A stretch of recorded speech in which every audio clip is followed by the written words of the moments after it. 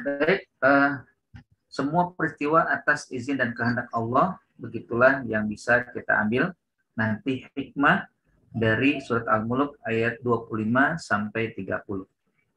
Namun sebelumnya seperti biasa saya mohon dari salah satu ya, yang ada di sini hadir untuk membacakan ayat-ayat yang akan kita bahas. Saya minta kepada Ikhfa Suhazna.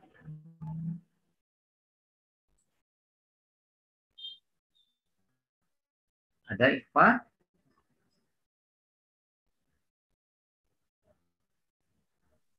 Hadir Ustaz. Baik, silakan Ikhfa. A'udzu billahi minasyaitonir rajim. Wa yaquluna mata hadzal wa'du in kuntum shadiqin.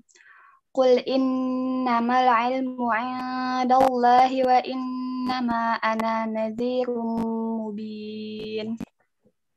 Falamma ra'awhu zulfatan si'at wujuhul ladzina kafaru wa qila hadzal ladzi kuntum bihi tad'un.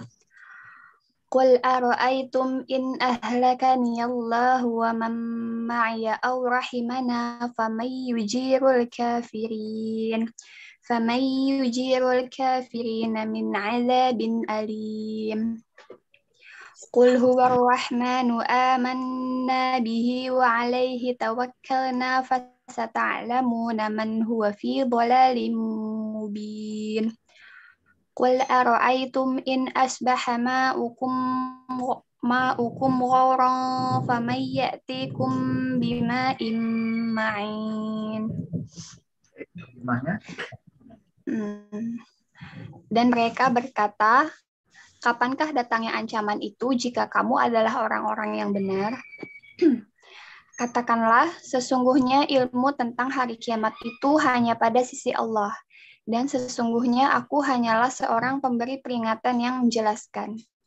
Ketika mereka melihat azab pada hari kiamat sudah dekat, muka orang-orang kafir itu menjadi muram, dan dikatakan kepada mereka, inilah azab yang terdahulunya kamu selalu meminta-mintanya. Katakanlah, terangkanlah kepadaku jika Allah mematikan aku dan orang-orang yang bersama dengan aku atau memberi rahmat kepada kami, maka kami akan masuk surga. Tetapi siapakah yang dapat melindungi orang-orang yang kafir dari siksa yang pedih? Katakanlah, dialah Allah yang maha penyayang, kami beriman kepadanya dan kepadanya lah kami bertawakal. Kelak kamu akan mengetahui siapakah yang berada dalam kesesatan yang nyata. Katakanlah, terangkanlah kepadaku jika sumber air kamu menjadi kering. Maka siapakah yang akan mendatangkan air yang mengalir bagimu? Subhanallah. Ayat-ayat yang indah ya, yang tadi kita simak.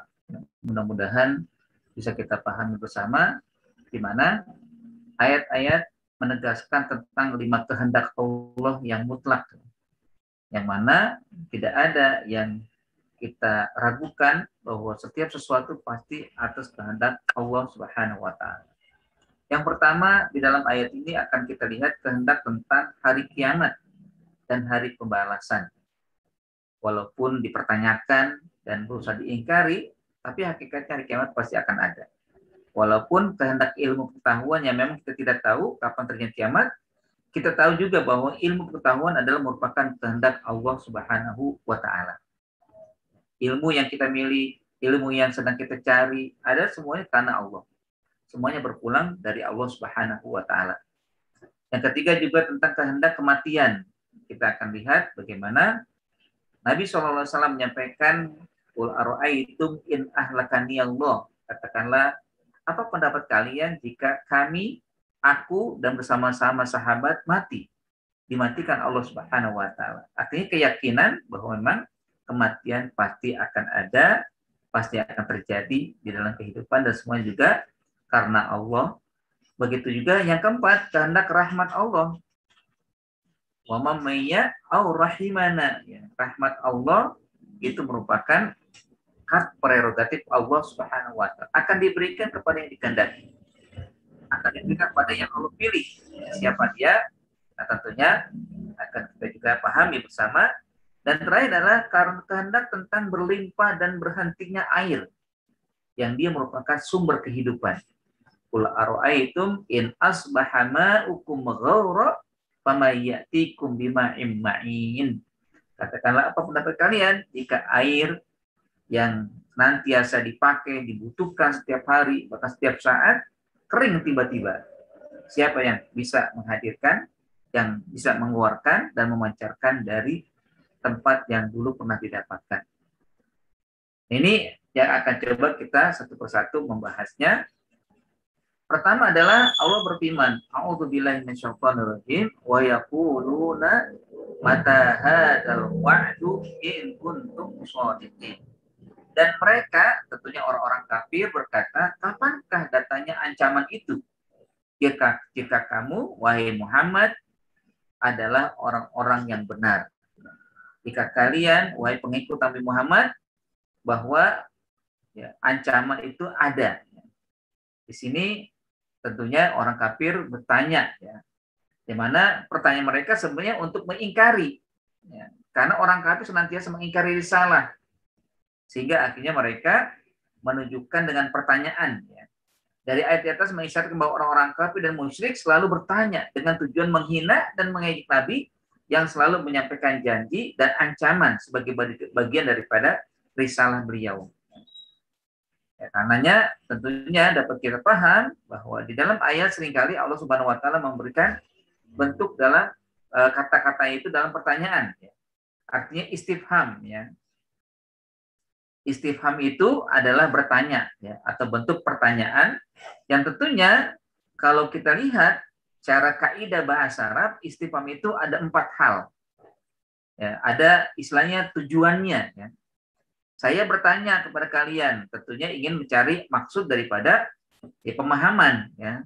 Ada ujian, itu kan pertanyaan-pertanyaan disebutkan. Nah, itu dulu juga dalam rangka untuk bisa mengetahui sampai di mana pemahaman dari para ya tolibat, ya, atau para pelajar, para mahasiswi. Ya. Begitu juga kalian misalkan bertanya, apa tujuannya? Nanti ada di situ. Nah, di sini kita lihat, pertama, ada pertanyaan tujuannya al-ingkar. Tujuannya untuk mengingkari. Di ayat ini tentunya inilah yang memang mereka inginkan. Ya. Istifham ini disebut dengan istifham ingkari. Maknanya adalah bahwa dalam istifham ini penafian atau pengingkaran. Ya. Mereka sebenarnya ingin menafikan apa yang disampaikan oleh Nabi terkait dengan hari kiamat, terkait dengan pembalasan, terkait dengan ancaman, terkait dengan janji, dan sebagainya. Sehingga lafaz yang jatuh setelah adat istifham, setelah sesuatu yang dinafikan itu, tentunya adalah bagian daripada mereka tidak mau percaya, tidak mau beriman. Ya. Contohnya di ayat lain yang saya ambil, sebenarnya contoh di ayat kita juga termasuk, ya, di mana di dalam satu ayat Allah Subhanahu wa taala berfirman, Asy-Syu'ara ayat 111 tentunya, Allah berfirman, qalu anu minulaka wattaba'akal arzalun, ya. Mereka bertanya, ya, ini pengikutnya siapa? Pengikutnya si Firaun, ya. Mereka berkata, apakah kami akan beriman kepadamu padahal yang mengikuti kamu ialah orang-orang hina? Anu minu, ya, itu kan pertanyaan, apakah aku sudi, ya? Apakah aku boleh beriman kepadamu sementara yang kamu adalah orang hina? Nah, di ayat 3 yang kita bahas, mereka berkata kan, wa yaquluna mata hadzal wa'du. Mata hadzal wa'du, kapan terjadi kiamat? Kapan adanya ancaman? Kapan datangnya azab, ya? Bukan ingin menegaskan, menguatkan, dan ingin mendapat bertambah pengetahuan, tapi untuk mengingkari. Paling tidak ada di situ ejekan, ya.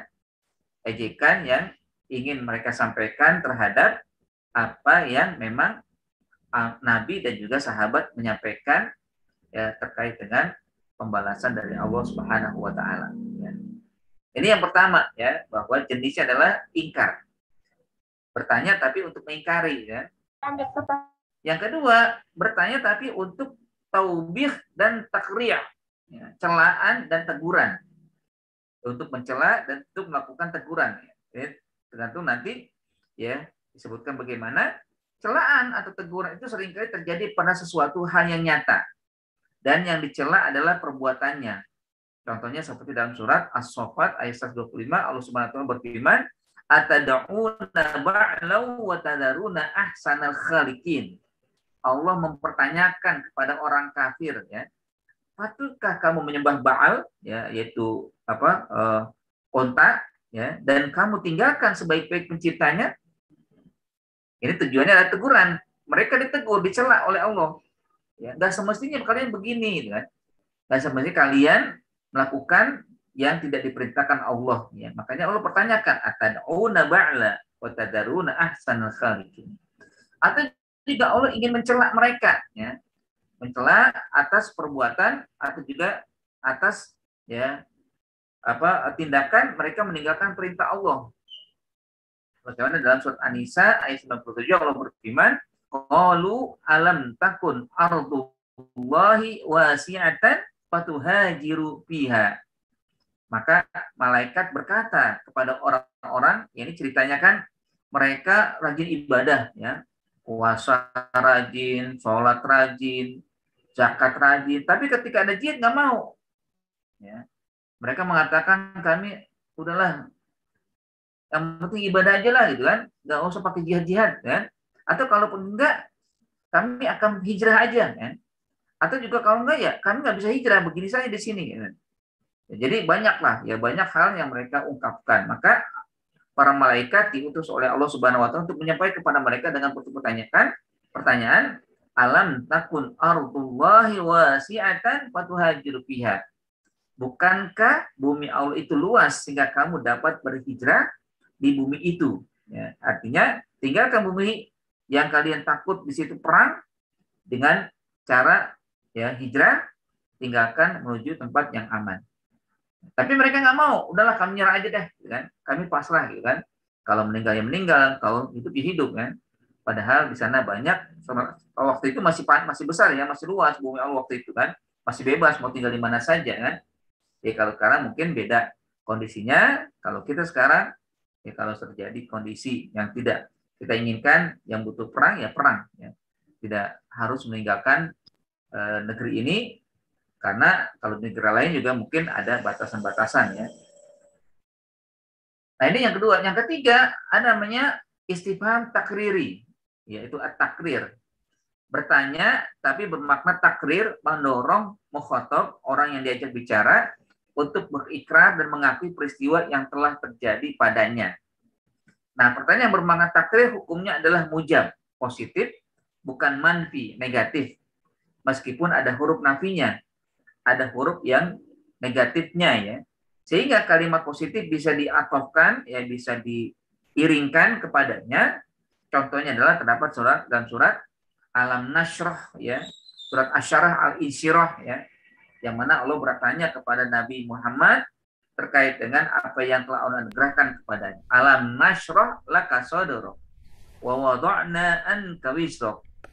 Bukankah kami Allah telah melapangkan untukmu dadamu dan kami telah menghilangkan daripadamu bebanmu?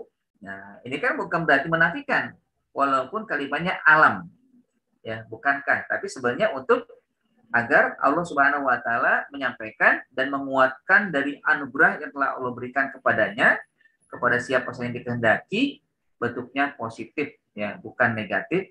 Bentuknya adalah menetapkan, bukan menghilangkan atau menafikan. Nah itu tentunya adalah sesuatu yang baik, gitu kan?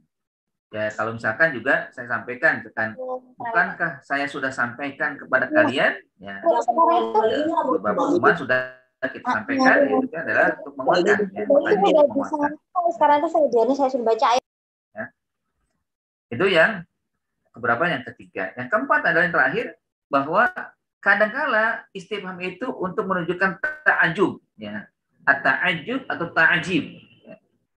Keheranan, kekaguman, ya, ta'ajub. Ya. Nah biasanya istifham ini berarti pertanyaan yang menunjukkan arti keheranan, kekaguman. Contohnya ya, di dalam surat An-Naml ayat 20 Allah berfirman, kaifa takfuruna billahi wa kuntum amwatan tsumma yumitukum tsumma yuhyikum tsumma ilaihi turja'un. Ini surat surat Al-Baqarah ya ayat 28.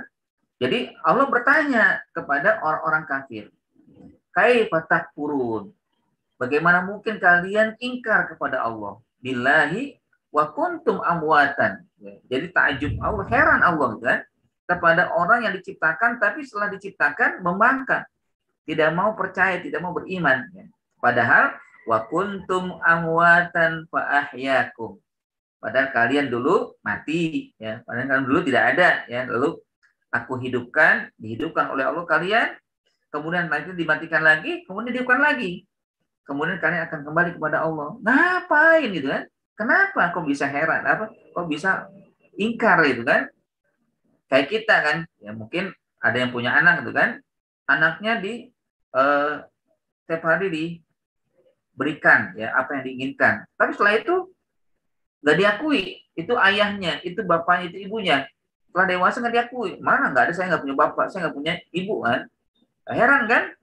Ya akhirnya orang tua bertanya, kenapa engkau ya anakku itu kan? Dulu kan kamu masih kecil begini kan? Jadi keheranan itu ya akhirnya keluar kata-kata yang menunjukkan ya ta'ajub ya, menunjukkan rasa ya heran. Artinya mungkin kagum ya terkait dengan apa yang terjadi. Nah, hakikatnya memang bertanya itu boleh-boleh saja, sah-sah saja, tapi ada juga kadang-kala pertanyaan itu bisa berakibat tidak dibolehkan. Karena juga di dalam Islam bertanya itu ada 3 jenis. Ya, ada 3 jenis pertanyaan atau bertanya. Ada pertanyaan yang memang penting. Bahkan ini menjadi nanti wajib. Saya harus bertanya kalau saya tidak tahu, kalau Anda tidak tahu. Ya, misalkan berkisah tentang cara ibadah. Kalau nggak tahu cara wudhu, tanya. Karena kalau nggak ditanya, ketika dia tetap berwudhu akan salah. Ya kan? Sholat, kalau nggak tahu tentang sholat, tanya tentang sholat. Puasa juga demikian, hukum muamalah dan sebagainya. Nah, pertanyaan ini dianggap sebagai pertanyaan yang penting dan bahkan bertanya mengenai ini juga menjadi wajib. Istilahnya kan kalau dalam peribahasa, malu bertanya sesat di jalan, gitu kan?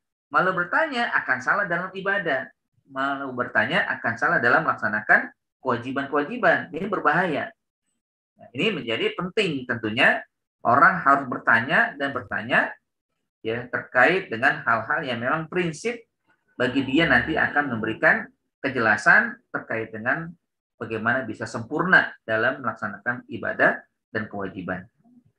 Ya, kalau dalam suatu kaidah juga kan mungkin kalian pernah ya mendengar atau belajar di usul fiqh itu ma la yatimul wajib illa bihi fahuwa wajib. Sesuatu yang tidak sempurna ketika tidak ada sesuatu yang disebut yang ada ya, kecuali dengannya itu ya, maka yang dengannya itu menjadi wajib. Makanya kan wudhu dianggap wajib. Kenapa? Karena kalau orang sholat tanpa wudhu nggak sah ya, maka wudhunya wajib. Padahal kan kita sebenarnya sholat kok kenapa wudhu? Nah, itu karena memang syarat untuk menjadi sholat sempurna atau diterima wudhu dulu. Maka ma la yatimu shalah illa bi al-wudu wal wudu wajib ya. Ketika sholat tidak sempurna kecuali dengan berwudu, maka wudu itu menjadi wajib. Asalnya tidak ada gitu kan, tapi karena memang harus demikian.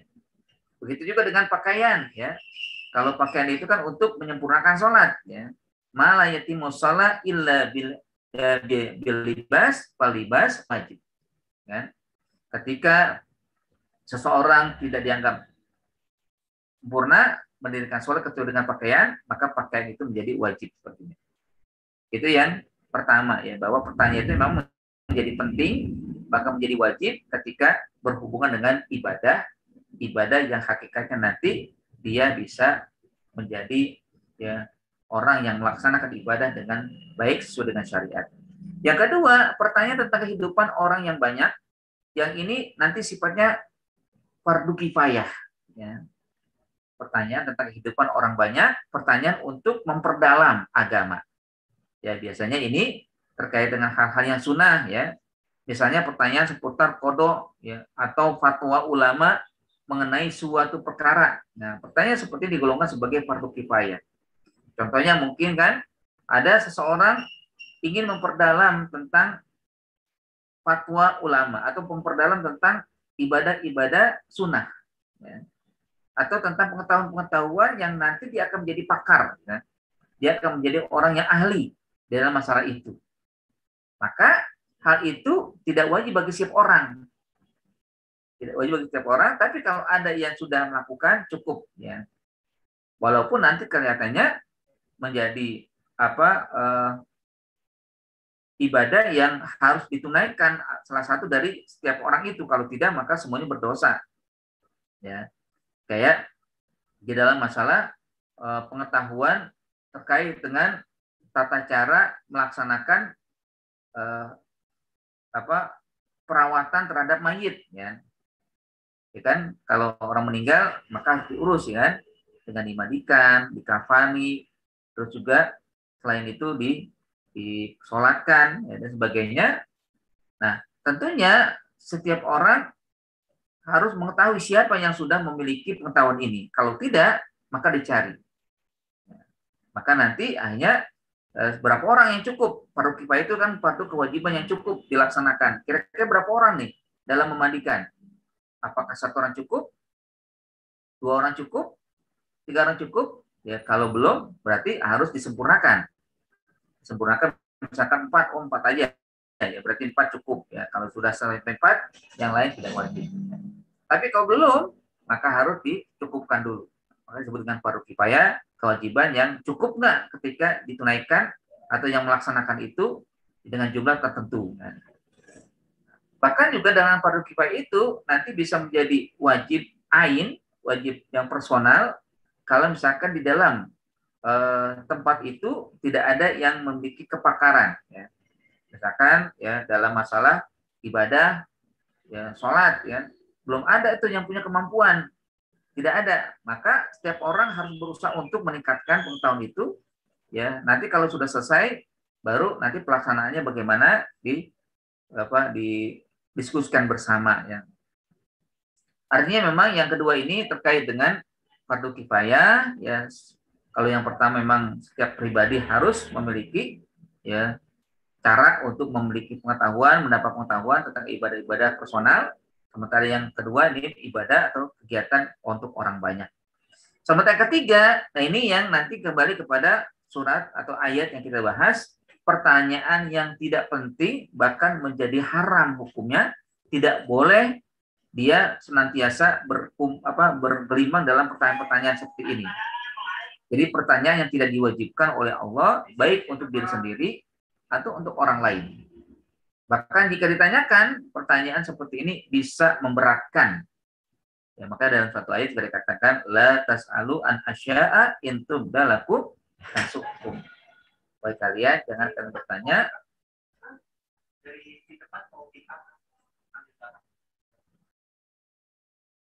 ya. Jadi pertanyaan misalkan, ya, pertanyaan tentang sesuatu yang gaib, ya, pertanyaan sesuatu yang gaib nggak boleh ditanyakan. Lalu pengen tahu memperdalam hal gaib, karena kita nggak akan sampai masalah-masalah gaib itu. Misalkan, ya, kapan terjadi kiamat, nggak usah. Yang penting kita yakin aja ada hari kiamat nanti. Kapan mati, nggak usah ditanya kapan matinya. Yang penting kita persiapkan bahwa kapan mati itu ada. Ya, yang penting kita tahu bahwa kematian itu memang adalah, ya, niscaya ada, kan. Kedua, bertanya untuk menentang atau mencari-cari kesalahan, jangan juga. Ya, sebagaimana yang dilakukan oleh orang kafir, kan, di dalam ayat yang kita bahas, wa yaquluna mata hadzal wa'du, itu kan untuk menentang, ya. Artinya untuk mencari kira-kira kalau Nabi nggak menjawab ini berarti dia nggak benar dong, gitu kan, nggak membuktikan apa yang diinginkan mereka. Ya, gitu ya. Atau juga mungkin ketika dia berhadapan dengan seorang, dia tahu sebenarnya kapasitas orang itu, dia sedang mengajar, kan. Ya, makanya juga di antara ibu mungkin kan ngajar itu, kan, jangan ragu untuk ngajar, sampaikan, ya, walaupun di depannya seorang kiai atau seorang ulama yang besar, ya, seorang profesor, yang penting saya sedang berusaha untuk menyampaikan saya tahu, gitu kan.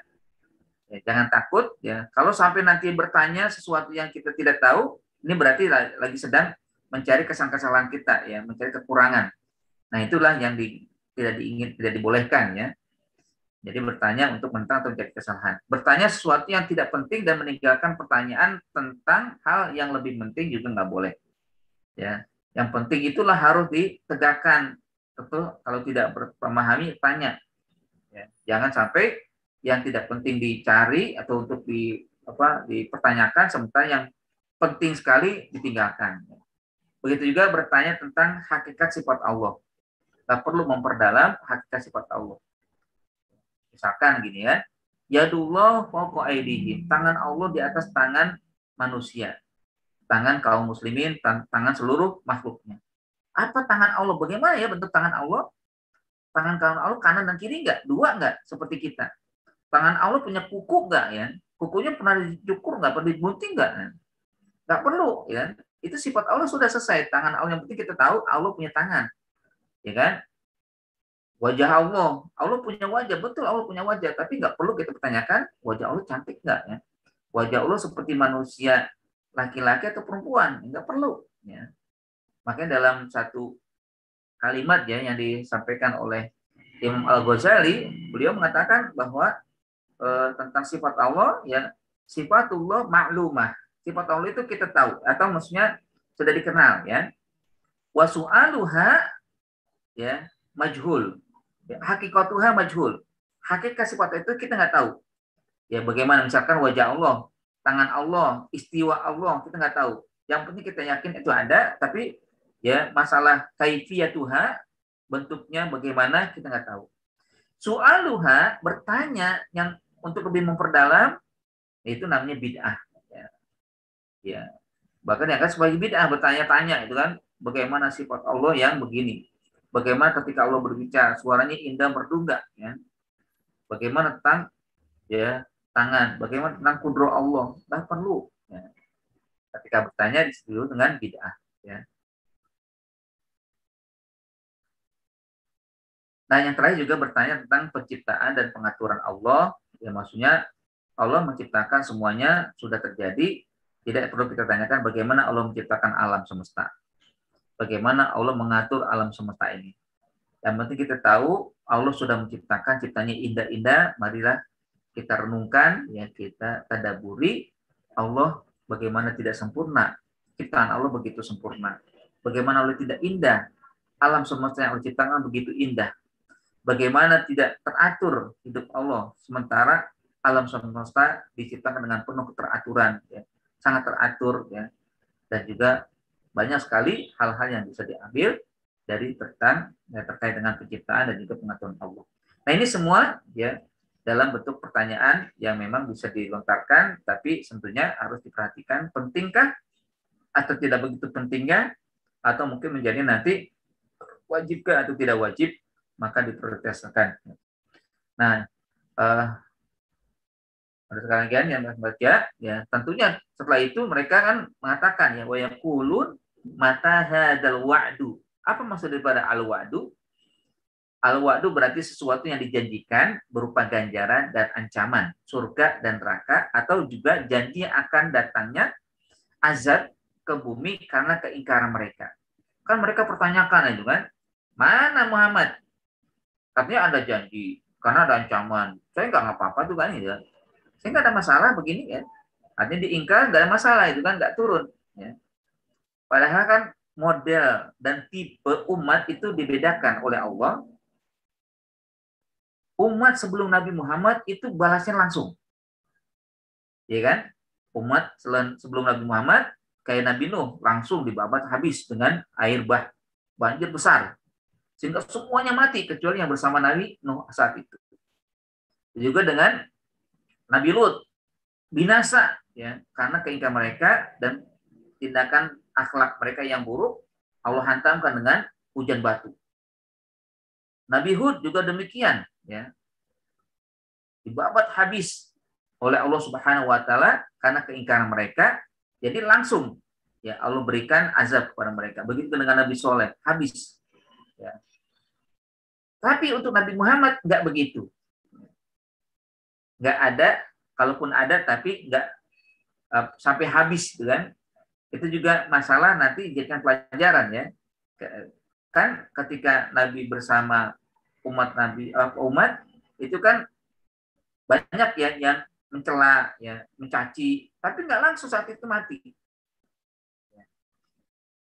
Meninggalnya atau juga kalahnya adalah karena tindakan perang, ya. Berperang dulu Nabi Muhammad untuk melawan mereka. Ada memang satu dua ya, di mana ada di kisah Utaibah ya. Mungkin ada yang pernah dengar di kisah Utaibah. Utaibah ini mantan suami dari anaknya Rasul ya. Saya lupa ya, apakah Zainab atau dari salah satu dari dua istri Zulkarnain ya, si Utsman ya, Utsman bin Affan ya, yang dijuluki dengan Dzunurain ya, di mana Ruqayyah kalau salah ya, Ruqayyah itu suaminya Utaibah ya. Utaibah ini anaknya Abu Lahab. Nah, dan itu menariknya kan, jadi Rasul itu pernah berbesanan dengan Abu Lahab. Dua anak Nabi ya, Ruqayyah dan Ummi Kulsum itu menikah dengan dua anaknya Abu Lahab ya. Namun menikahnya sebelum diangkat sebagai nabi ya, sebelum menerima risalah ya. Tapi ketika menerima risalah, dua orang ini, dua anaknya Abu Lahab mengikuti bapaknya Abu Lahab ya, mengecam ya. Akhirnya untuk menghinakan Nabi itu, anak Nabi dicerai langsung hari itu juga bersamaan ya. Utaibah dan Utbah kalau nggak salah ya. Ada Utsman dengan Ruqayyah. Kan untuk menandakan Ruqayyah Utaibah. Kalau Utbah dengan Ummi Kulsum. Jadi begitu ya. Ingin menghinakan Nabi Muhammad, Abu Lahab meminta kepadanya ceraikan bersamaan ya. Dicerai itu ya. Nah, salah satunya itu bersikap baik ya, dipulangkan ya. Dipulangkan baik-baik ya. Ummi Kulsum itu oleh Utbah dipulangkan baik-baik ya, diterima oleh bapaknya. Ya, sementara si Utaibah ini enggak ya. Dia mengusir si Ruqayyah, bahkan ketika Ruqayyah naik kendaraan unta itu dilempar sampai jatuh ya. Sampai jatuh ya, tentunya mendengar anaknya dilempar dan jatuh ya, Nabi Muhammad secara manusiawi ya, kesihan itu kan, dan sampai berdoa kepada Allah Subhanahu wa taala, ya Allah, binasakanlah Utaibah dengan salah satu anjing-anjingmu ya.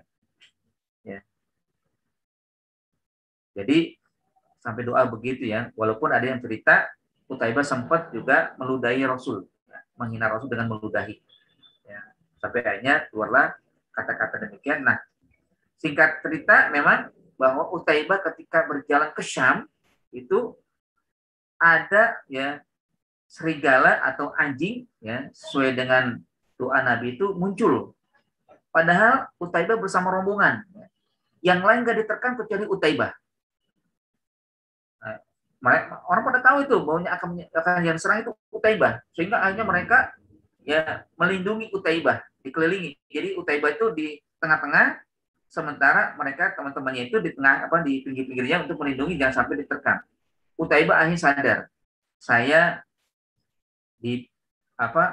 diancam ya oleh anjing yang didoakan oleh Rasul ya. Padahal Rasul di Mekah, saya di Syam ya.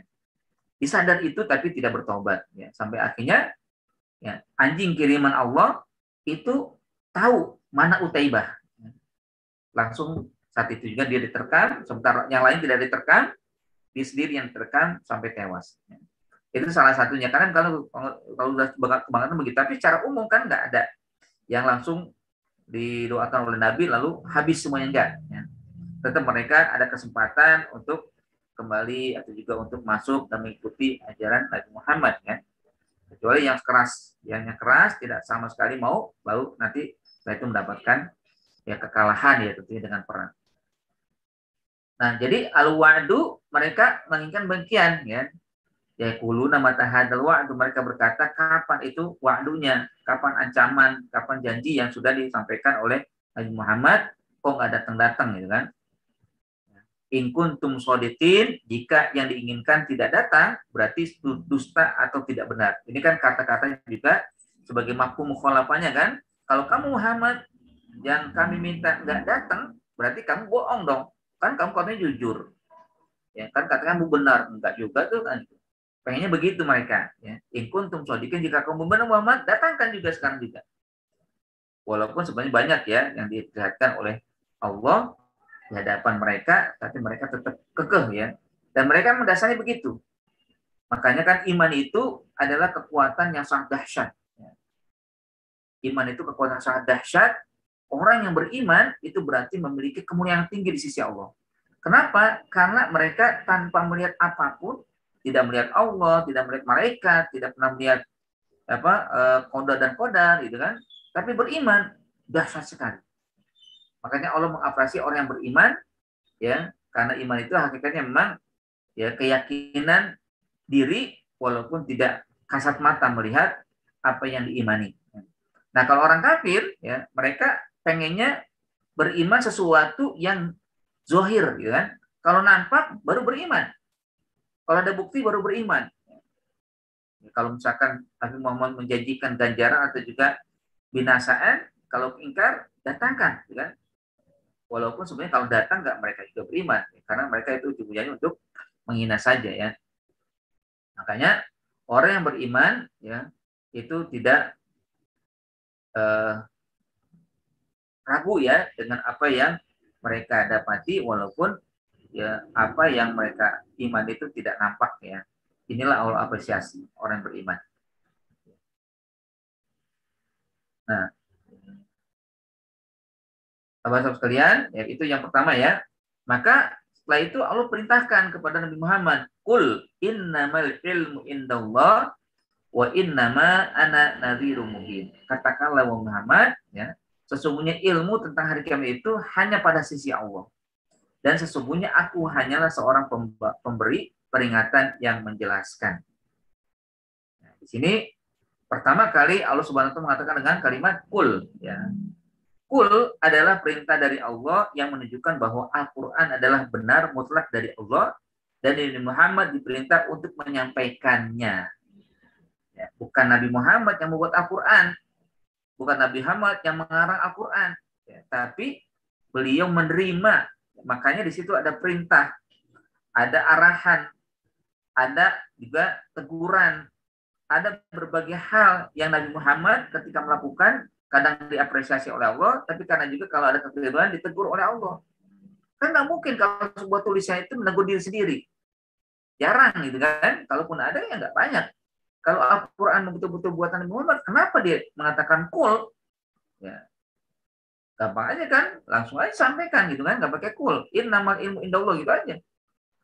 Tapi di sini ada kata-kata qul itu menunjukkan bahwa Al-Quran adalah benar mutlak dari Allah Subhanahu wa taala, dan Nabi Muhammad diperintah untuk menyampaikannya.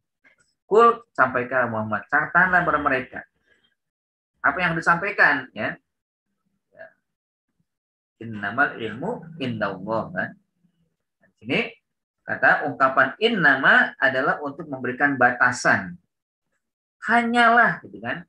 Innamal ilmu indallah itu berarti hanyalah ya milik Allah ilmu. Makanya kalau di dalam kata inama itu ada yang mutlak, ada yang tidak mutlak ya. Ada yang memang letter luck itu yang milik Allah, tidak ada lain. Ada juga kata inama itu untuk menunjukkan ada hal lain ketika ada munasabahnya atau ada kaitannya dengan yang lain. Ya. Kita lihat misalkan. Yang pertama, di sini Allah Subhanahu wa taala ingin menyampaikan kata innama mutlak milik Allah, tidak ada yang lain. Di mana dalam ayat ini untuk menjelaskan demikian, innamal ilmu indallah. Bahwa sesungguhnya hanyalah Allah yang tahu terkait yang gaib. Pengetahuan masalah yang ditanyakan tentang hari kiamat, tentang janji yang disampaikan oleh para nabi dan rasul, itu hanya Allah yang tahu kapan terjadinya. Yang lain nggak ada yang tahu. Ya. Ini namanya innama, sesungguhnya mutlak sesuatu yang Allah ingin sampaikan setelahnya itu milik Allah, yaitu ilmu indallah. Ilmu di sisi Allah, ilmu milik Allah Subhanahu wa taala. Tapi kadang ada pula yang namanya inama itu tidak mutlak. Ya. Dia bisa nanti ada hubungan yang lain, tidak terkait dengan itu saja. Ya, ada korinahnya ya, bahwa memang sesuatu yang disampaikan itu kadang kata inama itu tidak itu tujuan atau tidak itu tugas atau tidak itu pekerjaan seseorang. Contohnya ya innama ana nadhirum mubin. Ya kan? Di dalam ayat ini juga disebutkan kalau yang pertama innamal ilmu indallah, sesungguhnya ilmu itu milik Allah, wa innama ana nadhirum mubin. Bahwa saya adalah hanya diberikan ditugaskan untuk menyampaikan peringatan. Tapi ini nggak sekedar itu, ya. Jadi tidak mutlak ini Nabi SAW tugasnya, bukan sekedar membawa atau menyampaikan peringatan, enggak. Tapi ada lain kan. Kalau di sini kan untuk orang kafir, kalau untuk orang beriman apa? Basyirun. Ya, innama ana basyirun mubin. Ya, aku adalah orang yang menyampaikan kabar gembira untuk orang beriman, kan? Inna arsalna kasyahidan wa mubasyiran wa nadhira, kan itu ada di surat Al-Fatah kalau salah ya, bahwa aku atau kami Allah mengutus engkau Muhammad ya syahidan sebagai saksi, basyiran memberi kabar gembira, naziran memberikan peringatan. Jadi 3 kan tugas Nabi di situ disebutkan, bukan hanya mutlak dalam masalah kata inama itu untuk nazir, tidak ada yang lain ya.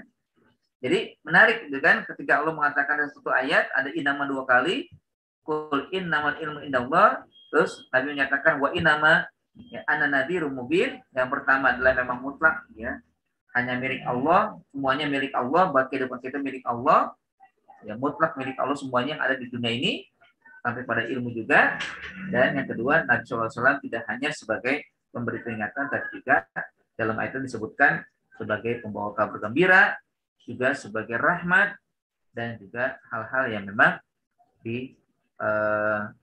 diinginkan oleh Allah untuk dilakukan oleh Nabi Muhammad membawa risalah.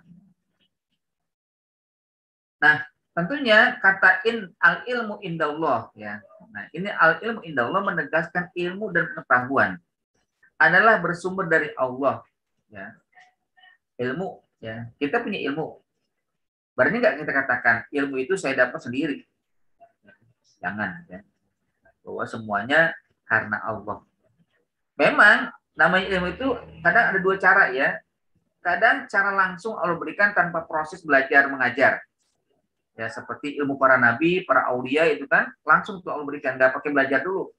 Nggak pernah itu kita dengar kan di masa Nabi siapa itu kan, siapanya sampai Nabi Muhammad juga duduk di kelas ya dari SD, SMP, SMA juga sampai kuliah, nggak pernah sahabat juga demikian kan.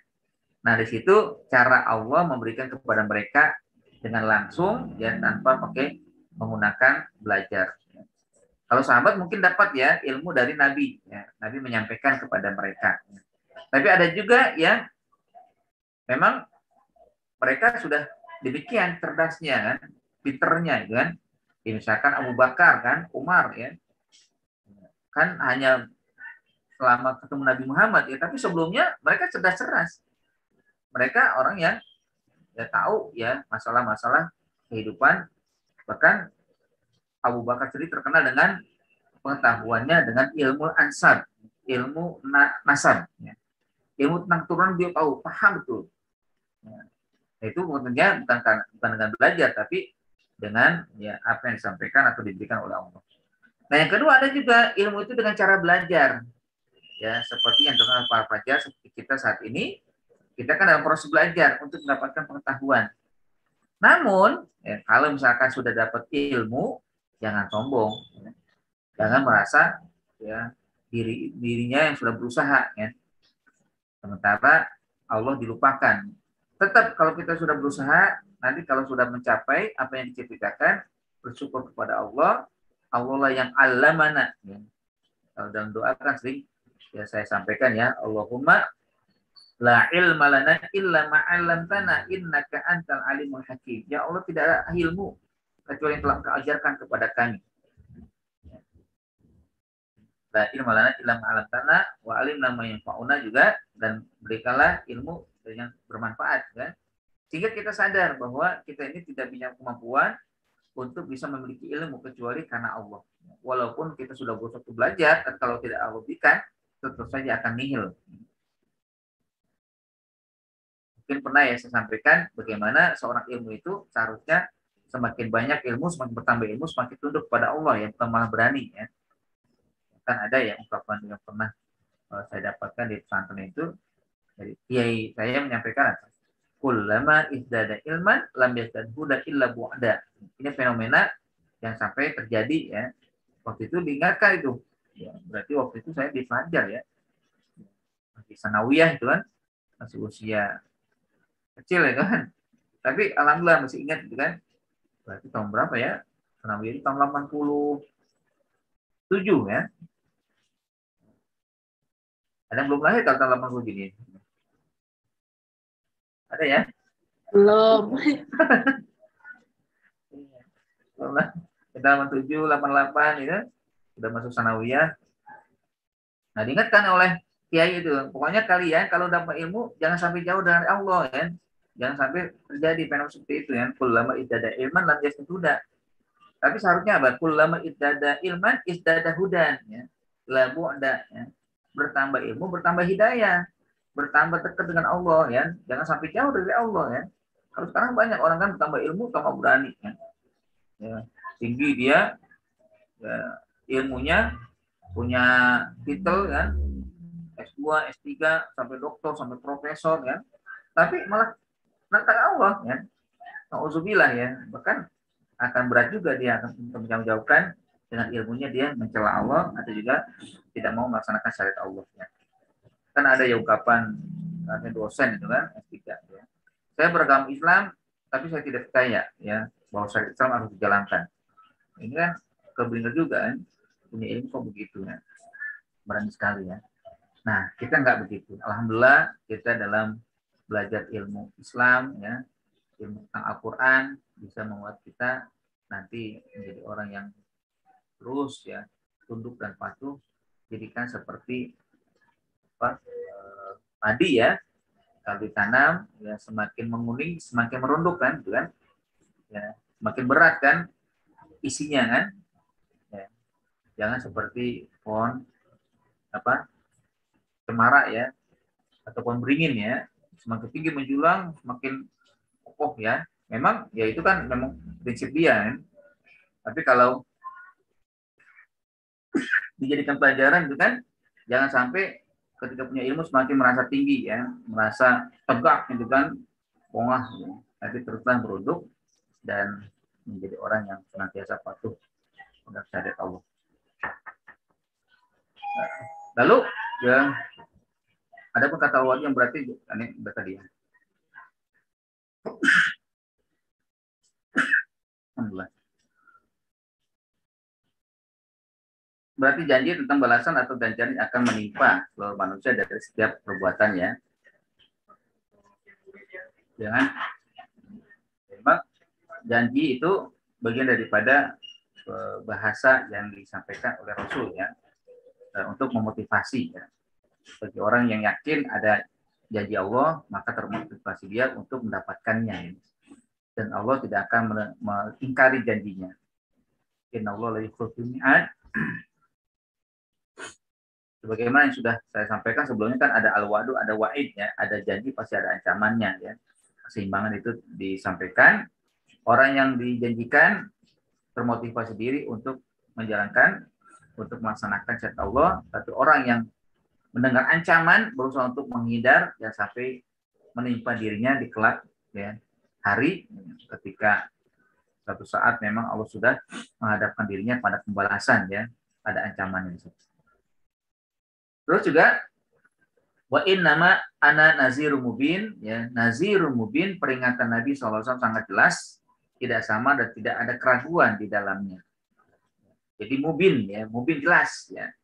Jadi Nabi SAW tidak ada yang disembunyikan sedikit pun. Apa yang memang diperintah Allah disampaikan, mubin ya.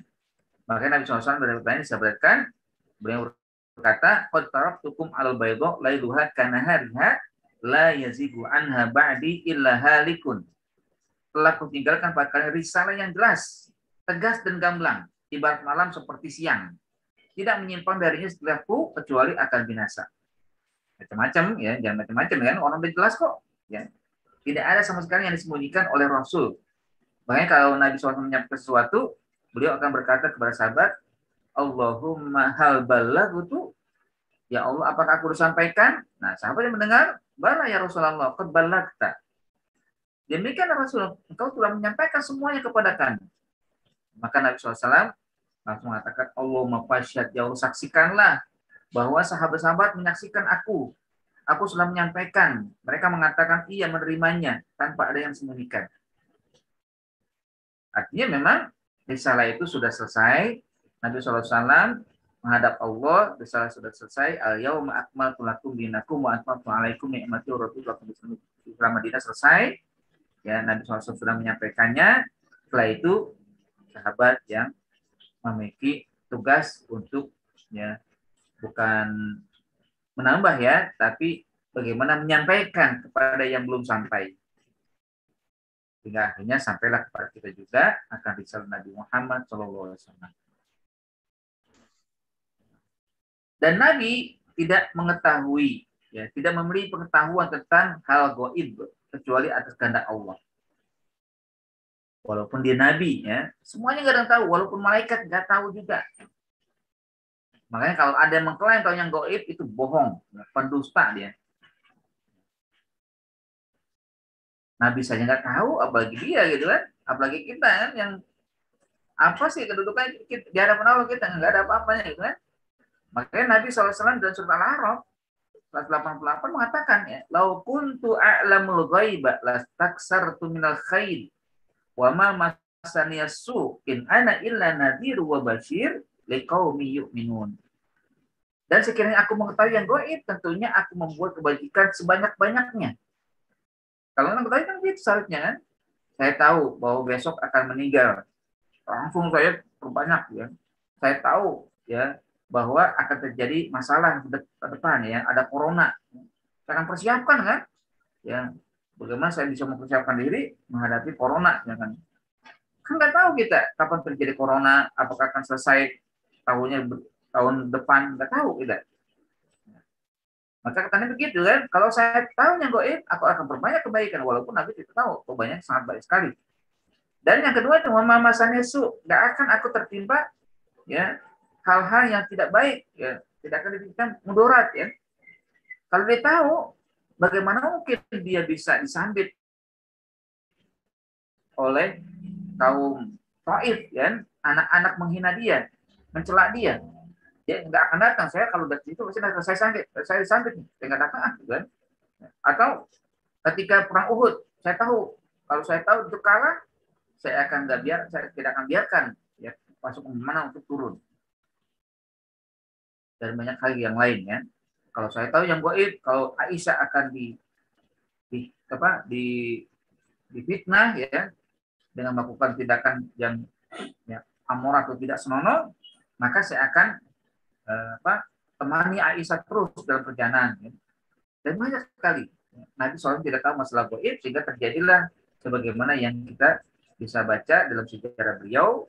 Dan Nabi SAW tentunya ketika masalah-masalah gaib, mereka serahkan kepada Allah Subhanahu wa Ta'ala. Innamal ilmu indallah wa innama ana nadhirum mubin. Nabi SAW hanyalah menyampaikan peringatan yang jelas ya. Dan kalaupun tahu masalah gaib itu hanyalah wahyu dari Allah. Ya, jadi kalau tahu gaib kan betul, tapi kan karena Allah ya, bukan karena dia. Contohnya kan di surat Rum kan, surat Rum kan begitu kan, Allah sampaikan ya alif lam mim ghulibatir rum fi adnal ardi wa hum min ba'di ghalabihim sayaghlibun. Alif lam mim, Romawi akan kalah ya. Itu belum terjadi waktu itu. Nabi masih hidup nggak terjadi Romawi kalah. Ghulibatir rum wa hum fi adnal ardi min ba'di ghalabihim sayaghlibun. Setelah kalah nanti akan menang. Ya. Jadi kalah pertama terus hanya menjadi besar lagi, setelah itu baru menang mengalahkan Persia. Dan ketika itu kaum muslimin bergembira. Kenapa? Gak perlu lagi mengalahkan yang lain kecuali satu, yaitu Romawi. Atau di perang Khandaq ya, yang juga mungkin pernah ya kalian mendengar ya kisahnya kan Nabi SAW ketika memukul batu bercahaya ya berkilat ya cahaya muncul ya dari pukulan Nabi Muhammad 3 kali berkilat juga ya. Nabi SAW mengatakan, tahuilah bahwa kalian nanti kelak akan menguasai Persia, akan menguasai Romawi, akan menguasai Kisra yang di Yaman. Gembira kan? Pada waktu itu pacaklik, ya. Bahkan sampai orang munafik itu mengatakan, Muhammad ya ngigo di siang bolong gitu kan, mimpi di siang bolong gitu kan. Muhammad janji-janji orang mau buang air besar aja nggak mampu, takut ya. Jadi menahan diri. Ya, bahkan digenjot kan untuk buat ngarit ya kan. Saking takutnya. Ya. Masa sih saat kondisi takut jadinya mengawang-awang itu nggak mungkin gitu kan istilahnya kan. Bagi mereka nggak mungkin itu kan. Tapi ini kan risalah yang memang Nabi SAW sampaikan yang tentunya wahyu Allah Subhanahu wa taala.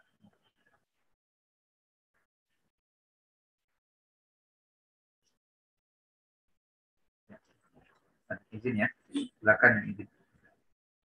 Nah itu ya, jadi terkait dengan jawaban tentang pertanyaan mereka, inna Allah. Nah, pada kedua ini atau bagian yang kedua ya, ketiga ya, bahwa ya, tentang azab ya, tentang kiamat yang akan terjadi.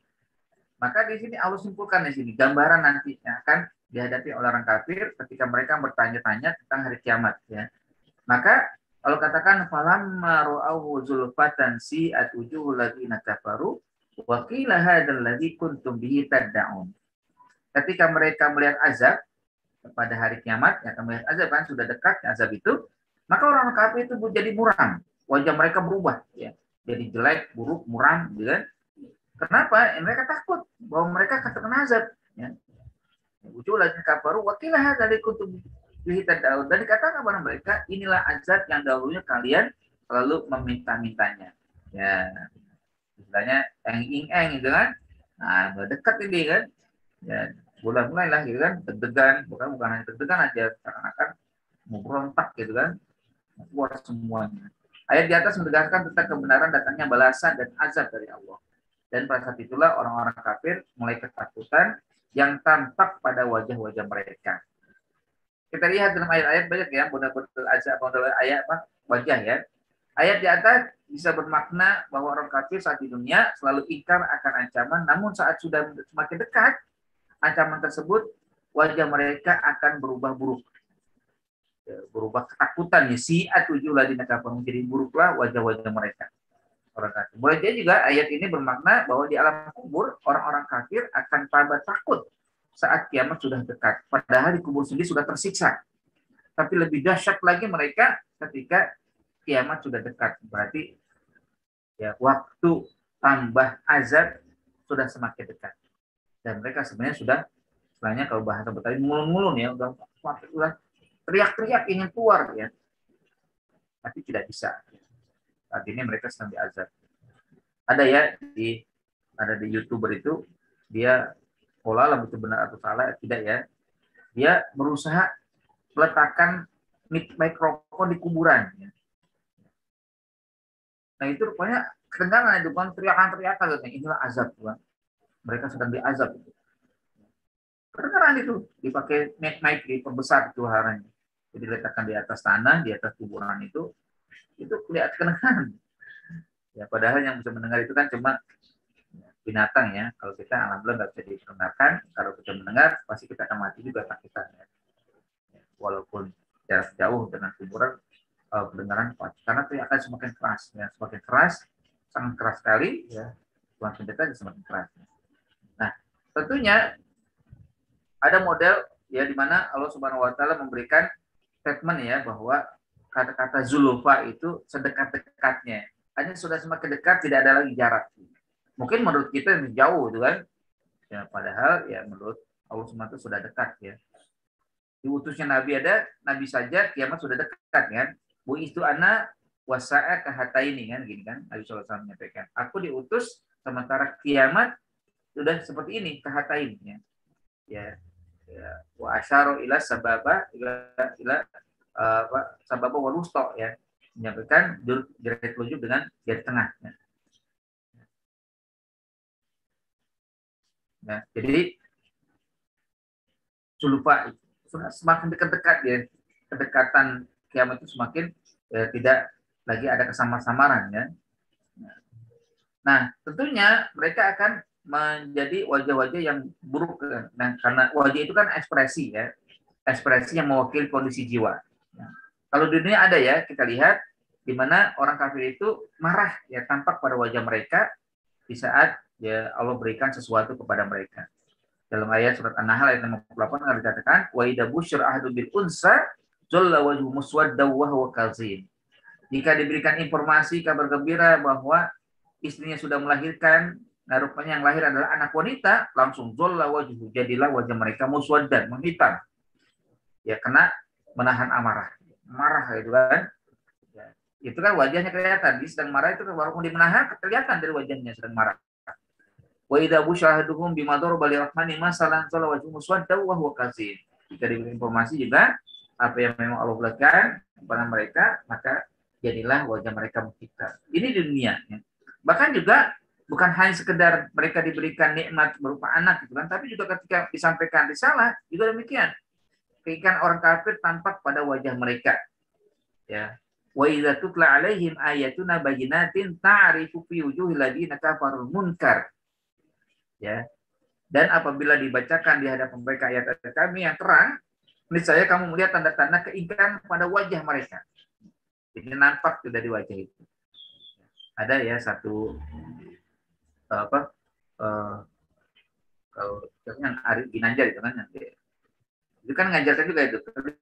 Kalau kalian ingin tahu bagaimana orang menerima ketika dia dibicara itu dari postur wajahnya. Apakah wajahnya kelihatan fokus ya ke depan, itu berarti memang dia sedang memperhatikan ya bicara Anda. Tapi kalau misalkan wajahnya kedap-kedip, matanya kedap-kedip atau agak melengkos ke kanan ke kiri, berarti dia sedang tidak fokus. Berarti dia ingin segera berakhir, ya, sedang mengakhiri pembicaraan yang sedang disampaikan oleh orang lain. Ya. Apalagi sampai wajahnya sampai badannya ngikut, berarti dia sebenarnya ingin pergi gitu kan, dan tidak ingin berbicara atau berdiskusi.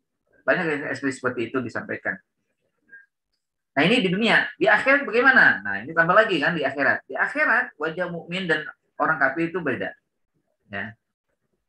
Jadi wajah mukmin dan wajah orang kafir tampak dari wajah juga. Ada kondisi nanti wajah mukmin putih, wajah orang kafir hitam. Ya, dalam surat Ali Imran ayat 106 dikatakan yauma tabyaddu wujuh wa taswaddu wujuh.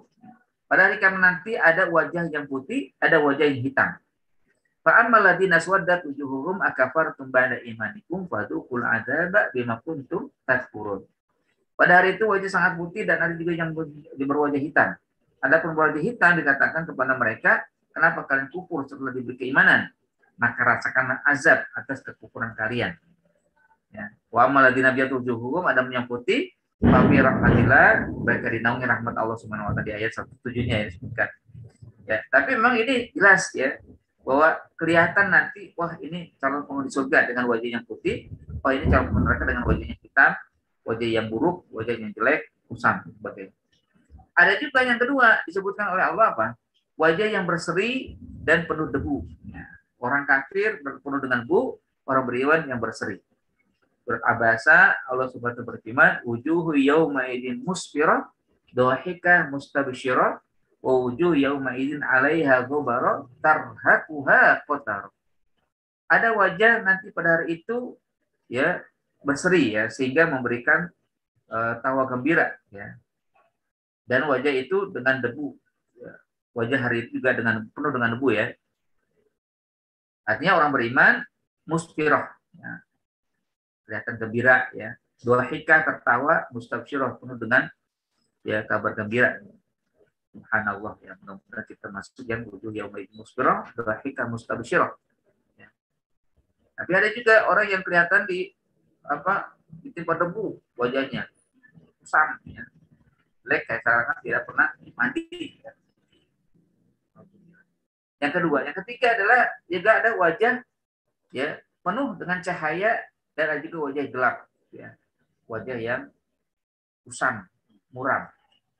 Surat Al-Qiyamah ayat 22 sampai 25 Allah berfirman wujuh yauma idzin nadhirah ila rabbiha nadhirah wujuh yauma idzin basirah tazun ayyub ala biha faqir. wajah-wajah orang beriman pada hari itu berseri-seri, yaitu berseri, cerah, dan bercahaya. Karena dalam diri mereka terdapat kenikmatan hati, kebahagiaan jiwa, serta kenikmatan rohani. Kepada Rabb-nya lah mereka melihatnya. Karena ingin melihat Allah, atau di kesempatan untuk melihat Allah, mereka berbahagia dan gembira. Sedangkan wajah orang-orang yang sengsara pada hari kiamat bermuram, durja, dan cemberut. Wajah itu akan ditimpa musibah yang besar, menghancurkan tulang punggung mereka. Wujuh yang basrat, rasul ayyub ala biha faqirah. Dan terakhir ada juga wajah hina dan wajah yang penuh kebanggaan. Ada surat Al-Ghasyiyah ya, 2-7 itu tentang wujuh yaumaidin khasyiyah. Ayat 8-16 itu wujuh yaumaidin na'imah. Wujuh yaumaidin khasyiyah tidak wujuh yang wajah yang memang terhina sehingga gak berani mengangkat wajahnya. Kalau mungkin sekarang ada orang yang merasa diri sebagai pejabat atau sebagai pengusaha, orang kaya itu kan, ya mendongakkan wajahnya, mendongakkan kepalanya, silakan saja. Kelak nanti mereka akan tertunduk, ya merasa hina dan tidak mampu, bahkan tidak kuat untuk mengangkatnya, dan kalaupun bisa mengangkat tidak mau karena malu ya, dengan apa yang sudah mereka lakukan selama di dunia. Pada hari itu wajah orang-orang kafir terhina oleh azab, lelah dan capek karena bekerja. Kasihan kan? Amilatun nasibah. Tasla narun hamiyatun, hanya dimasukkan ke dalam bejolok api yang sangat dahsyat panasnya. Ila akhiri tentang bagaimana mereka merasakan hari kiamat. Dan juga di dalamnya ada penyiksaan. Sementara orang-orang beriman, ujiya maidin na'imah, wajah yang beriman bersukaria karena mereka berusaha di dunia dengan ketaatan-ketaatan. Dan mereka ridho di akhirat. Terus ya sampai akhirnya Allah memberikan kepada mereka kesenangan-kesenangan di akhirat atau di surga. Nah, dan pada ayat ini Allah memperlihatkan wajah orang kafir saat dekatnya hari kiamat dan akan datangnya azab, sebagaimana yang mereka selalu pertanyakan, wajah mereka menjadi jelek, buruk, dan hitam, serta lainnya. Memang tidak disandingkan ya, orang berimannya bagaimana, tapi sudah menjadi kelihatan lah gitu kan, wujud mereka si'at wujuh ladzina kafaru, jadi buruklah. Ya kata si'at wujuh ladzina kafaru menampakkan wajah yang buruk, jelek, tidak enak dipandang kan. Dari sa'a yasu'u kan, sa'a yasu'u sayyi'atan ya, jadi buruk, jelek ya, tidak enak dipandang, gitu memang kelihatan pada wajah orang kafir nanti. Wakilah hadzal ladzi kuntum bihi tad'un, dan katakan kepada mereka, inilah janji dan ancaman yang selalu kalian minta dan inginkan. Ungkapan yang menegaskan akan kehinaan mereka akibat keingkaran dan kedustaan saat di dunia, dan selalu bertanya kepada pembawa risalah untuk mendatangkan azab. Ya. Sehingga akhirnya yang mereka tunggu datang, tapi rupanya kedatangan azab itu tidak membuat mereka senang, tapi itu malah semakin takut dan semakin ngeri karena mereka sudah rasakan di alam kubur. Allah menampakkan dan mendatangkan azab atau balasan sesuai dengan keinginan orang-orang kafir, baik di dunia maupun di akhirat kelak. Walaupun sebenarnya sudah menjadi tugas Allah ya, atau sudah menjadi ketetapan Allah Subhanahu wa taala, tapi juga bisa saja Allah tampakkan di dunia langsung segera mereka lihat, ataupun di akhirat nanti juga akan kelihatan. Qul ara'aitum in ahlakani Allah wa man ma'iya aw rahimana fama yujirul kafirina min azabin alim. Katakanlah, ini juga sekali lagi dikatakan qul ya, bahwa Nabi SAW belum diperintahkan untuk menyampaikan ya, bahwa Al-Quran memang milik Allah, Allah yang membuatnya atau Allah yang menyampaikannya, sehingga ada perintah dari Allah kepada Rasul. Terangkanlah kepadaku jika Allah mematikan aku dan orang-orang yang bersama dengan aku atau berahmat kepadaku, maka kami akan masuk surga. Tapi siapakah yang dapat melindungi orang-orang yang kafir dari siksa yang pedih? Masing-masing akan mendapatkan balasannya ya. Nah di sini kata ahlakani berarti mati. Yang cara artinya maknanya adalah binasa. Halaka, ya, halaka itu binasa. Tapi karena kematian secara pribadi, hal tersebut karena mati adalah kebinasaan bagi orang hidup. Ya, terutama manusia, binasa dari hartanya, binasa dari pekerjaannya, rumah tangganya, dan lain-lain. Maka disebutkan halaka. ahlakani, Allah mematikan aku, Allah juga membinasakan aku. Jadi berkata mati itu maut, ya, atau tufiya, wafat, bukan. Tapi ada juga kalimat ahlak. Walaupun kalimat ahlakani umumnya adalah untuk menunjukkan kehancuran, kebinasaan. Ya. Tapi aku kembali kepada bagaimana diungkapkan, ya, pada ayat ini diartikan kematian karena kematian itu menghilangkan segala-galanya. Azab dan rahmat adalah milik Allah, ya. Di sini Allah ingin sampaikan, ya, in ahlakannya Allah, pemamia aurah imana, ya. Kalau Allah menyaksikan aku dan orang sama aku, dan juga Allah mungkin bisa memberikan rahmat kepada aku. Jadi setiap hidup pasti akan mati. Kehidupan merupakan rahmat Allah, ya. Makanya gunakanlah kehidupan itu dengan baik, ya. Sehingga, ya, apalagi juga diisi dengan kebaikan-kebaikan. Azab dan rahmat di akhir adalah hak prerogatif Allah. Siapapun tidak berhak mengklaim dirinya bisa memberikan azab atau rahmat kecuali atas izin Allah. Kita ini di dunia jangan sampai mengklaim diri, ya. Jangan sampai juga mengatakan kamu ahli neraka. Jangan, na'udzubillah, jangan sampai. Jangan sampai walaupun kita tahu dia perbuatannya sangat buruk. Tapi doakanlah, ya. Doakan aja dia. Mudah-mudahan dapat hidayah di akhir hayatnya. Jadi kalau dia mendapat hidayah atas doa kita, maka kita pun akan mendapatkan, ya, pahala dari doa kita dia mau bertobat. Jadi karena semuanya milik Allah. Allah lah yang punya hak untuk memberikan rahmat atau menyiksa orang. Dan juga kita nggak boleh merasa pasti akan dijamin masuk surga, ya, kecuali rahmat Allah, kan. Aman manusia belum menjamin masuk surga kecuali karena rahmat Allah. Mati atau binasa seorang bukan akhir dari segalanya, namun itu adalah bagi seorang dai misalkan meninggal bukan berarti dakwahnya berakhir. Enggak, tapi akan terus berlangsung, ya. Ada juga seorang penjahat yang binasa bukan berarti tidak ada balasan selanjutnya. Pasti akan ada balasan. Dan ini tentunya memunculkan motivasi, ya, kita bahwa kebaikan itu jangan sampai berhenti walaupun banyak sekali tantangan dan rintangannya. Banyak sekali cercaan, celaan, tapi tetap berjuang, lakukan yang terbaik untuk Islam. Masya Allah, ya. Dan juga orang meninggal tentunya akan rasakan bagaimana nikmatnya ketika di alam kubur dapat balasan dari Allah, ya, saat berada di dunia melakukan berbuat baik. Nah, ini ada hadis Nabi, ya. Nabi SAW pernah bersabda, saddidu wa qaribu wa abshiru fa innahu la yadkhulu ahadan fil jannata amaluhu la yudkhilu ahadan jannata amaluhu. Qalu wala anta ya Rasulullah, qala wala ana illa an yataqammadan yallahu bimaghfiratin wa rahmatin. Tepatlah kalian, mendekatlah kalian, bergembira kalian, kata Nabi. Karena sesungguhnya amal tidak akan masukkan seseorang ke dalam surga. Sahabat bertanya, termasuk juga Anda ya Rasulullah? Beliau jawab, ya, termasuk juga saya. Saya tidak mampu menjamin diri saya dengan amal saya pasti masuk surga, ya. Kecuali jika Allah menganugerahkan ampunan dan rahmat kepada.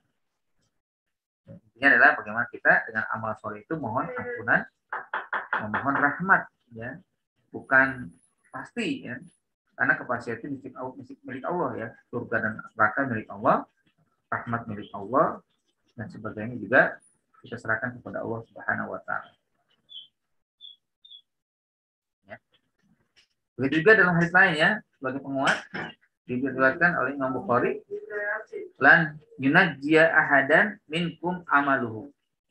Qalu wala anta ya Rasulullah, qala wala ana illa an yataghammanani minad dulja wal qasdal, ya, wal qasdal wal qasda, ya. Ya, al qasdullah, ya, birahmatin saddidu wa qaribu wa gadu wa ruhu wa syai'un tablughu. Ama tidak akan bisa menyelamatkan seseorang di antara kalian dari neraka, ya, kan. Maksud itu, mereka bertanya, termasuk tidak pula Anda ya Rasulullah? Beliau menjawab, iya, saya pun tidak, ya, menjamin kecuali Allah menganugerahkan rahmat kepadaku.